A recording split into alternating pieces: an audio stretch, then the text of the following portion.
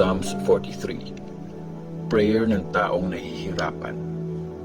O Diyos, i-declare mong wala akong kasalanan. Ipagtanggol mo ako sa mga taong ayaw kumilala sa iyo.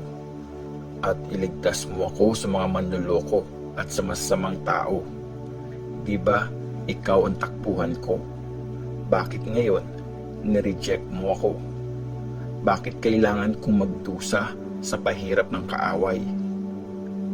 O Diyos, ipadala mo ang iyong liwanag at ituro sa akin ang totoo, para ilid ako pabalik sa bundok mong banal at sa temple na iyong tirahan.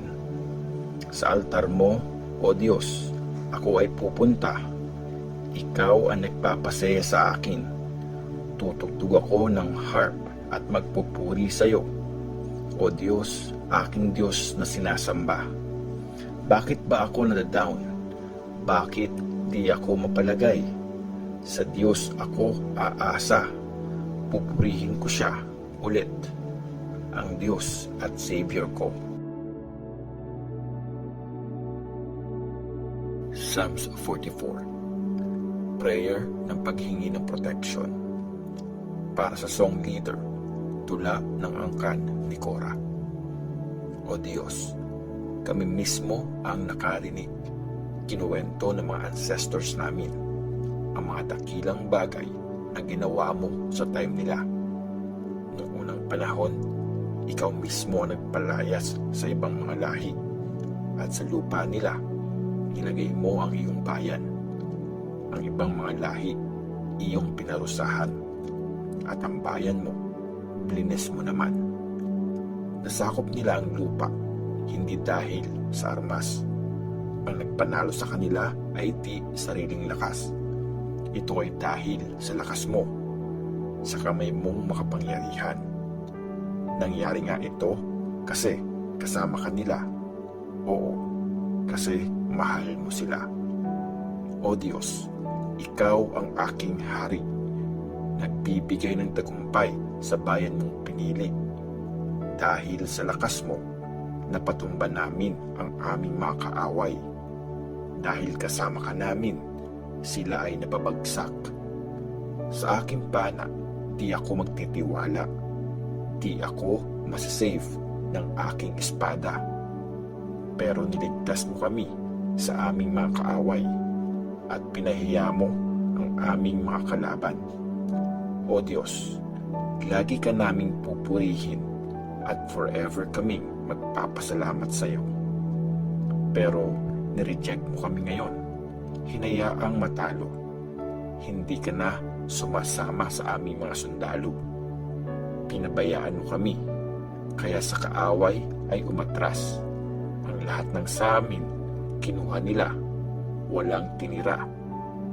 Hinayaan mong katayin kami na parang mga tupa, tinapon sa ibang bansa para doon ay magdusa. Binenta mo kami sa mababang presyo, sobrang mura, parang wala kaming halaga. Ginawa mo kaming katawa-tawa, nilalait kami ng mga tao sa paligid. Naging joke kami sa harap ng mga bansa. Inaasar nila kami, pailing-iling pa sila. Lagi akong napapahiya, at dahil sa hiya, gusto ko nang mawala. Ayoko nang marinig, ayoko nang makita. Mga kaaway kong galit, nanlalait at naninira. Pero bakit na-experience namin lahat ng ito? Di ka naman kinalimutan. Di rin kami sumira sa ating kasunduan. Ni talikuran ka, di namin ginawa. Sinunod ka namin ng buong tapat, pero dinurog mo kami sa mga hayop pinalapa. Iniwan, pinabayaan sa dilim ng kamatayan. Kung sa aming Diyos di na kami sumamba, at kung nag-pray man kami sa Diyos na di namin kilala, di sana nalaman mo na yun.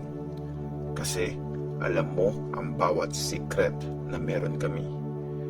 Ikaw ang dahilan kung bakit oras-oras kaming pinapatay, at para kaming mga tupang nakaredy nang ipakatay.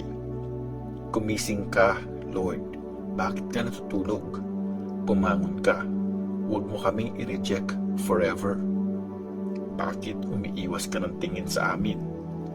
Tingnan mo, pinapahirapan kami at inaapi. Bagsak na kami, subsob na sa lupa. Konting kilos man ay di magawa. Please, Lord, tulungan mo na kami. Iligtas mo kami dahil sa wagas mong pag-ibig.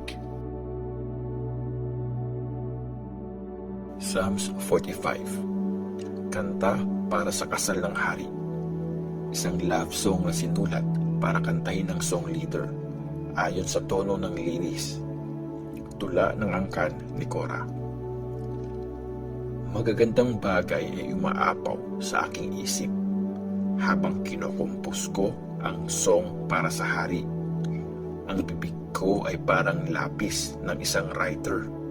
Nakaredy na ang lyrics na aking kakantahin. Ikaw ang pinakagwapo sa lahat ng lalaki. Magandang salita ang lumalabas sa iyong labi. Kaya forever kang binibless ng Diyos. I-ready mo ang iyong espada o haring magiting. Ikaw ay dakila at makapangyarihan. Mabuhay ang mahal na hari.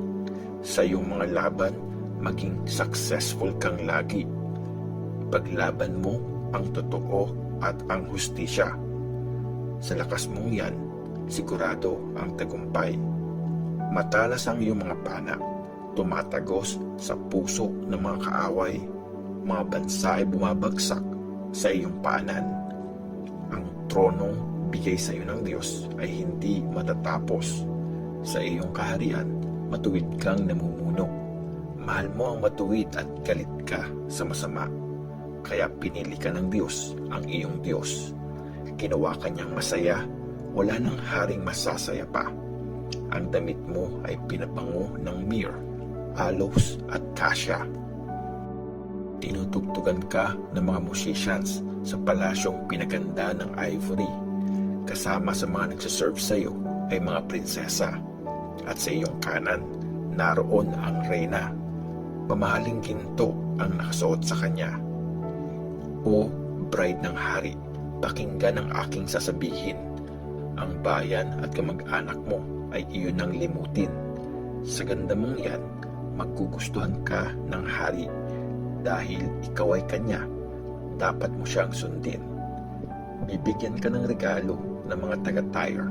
Susuyuin ka ng mayayaman para iyong paboran. Nasa palasyo ang prinsesa. Sobrang ganda niya. Gold na sinulid ang ginamit sa gown niya. Dinala siya sa hari. Suot ang makulay na gown. Kasunod niya ang mga abay. Silang lahat sa hari ay ihaharap.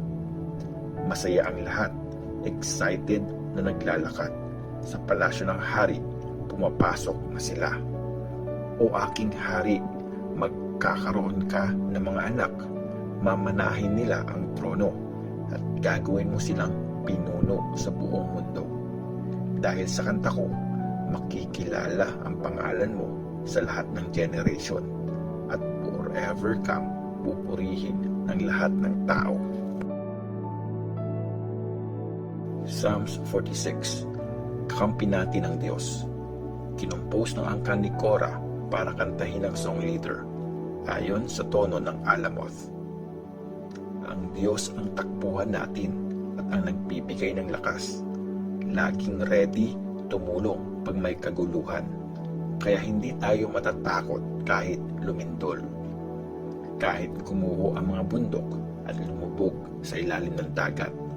Kahit magwala at magalit ang mga alon at sampas nito mayanig ang mga bundok.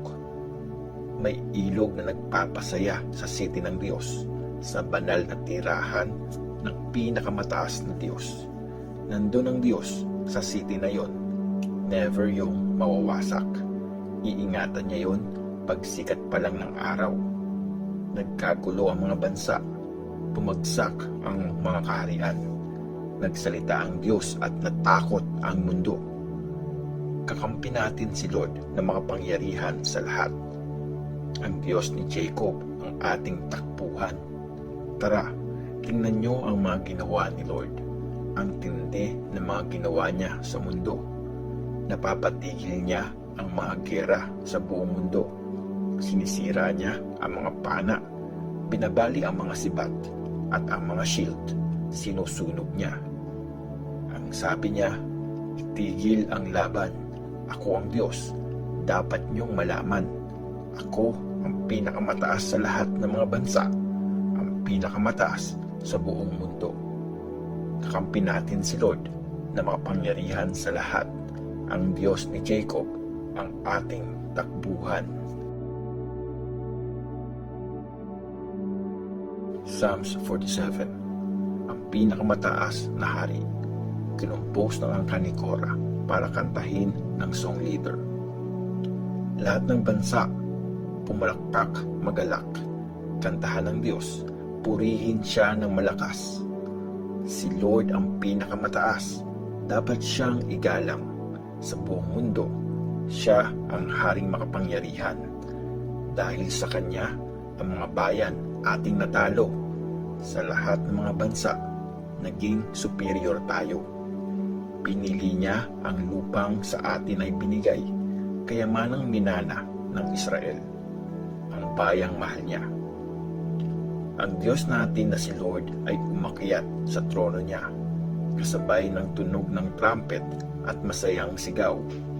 Purihin ang Diyos, kantahan siya, purihin ang ating hari, kumanta ng papuri. Sa buong mundo, ang Diyos ang naghahari, kantahan siya ng awit ng papuri. Ang Diyos ay nasa trono niyang banal, naghahari siya sa mga bansa. Ang mga leader ng mga bayan ay nagsama-sama. Diyos ni Abraham, kanilang sinasamba. Nasa Diyos ang lakas ng buong mundo. Itinataas siya sa lahat ng dako. Psalms 48. Zion, ang city ng Diyos. Kantang kinumpos ng angkan ni Korah. Ang galing talaga ni Lord. Dapat siyang purihin sa city ng Diyos natin, sa bundok niyang banal. Ang Mount Zion, ang bundok ng Diyos, ay mataas at maganda. Ito ang city ng dakilang hari. Sa buong mundo, nagbibigay saya. Sure na ligtas ka pagkasama ang Diyos. Para kang nakatago sa city na may matibay na pader. Ayan, nagkampihan ang mga hari. Sama-sama nilang susugurin ang city.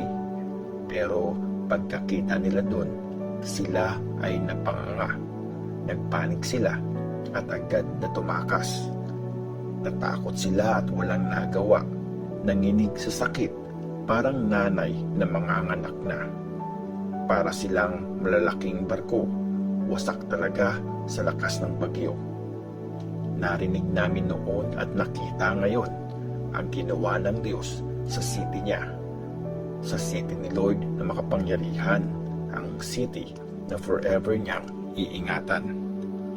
O Diyos, sa loob ng temple mo, iniisip-isip namin na mula noon hanggang ngayon, talagang mahal mo kami. O Diyos, sikat ang pangalan mo, kaya deserve mong purihin ka ng buong mundo. Matuwid ka kung mamuno, kaya magsa-celebrate ang mga taga-Zion. Magsasaya ang mga bayan ng Juda, kasi fair ka kung mag-judge. Tara, lakad tayo, ikutin natin ang Zion. Bilangin natin ang mga toreng nandun.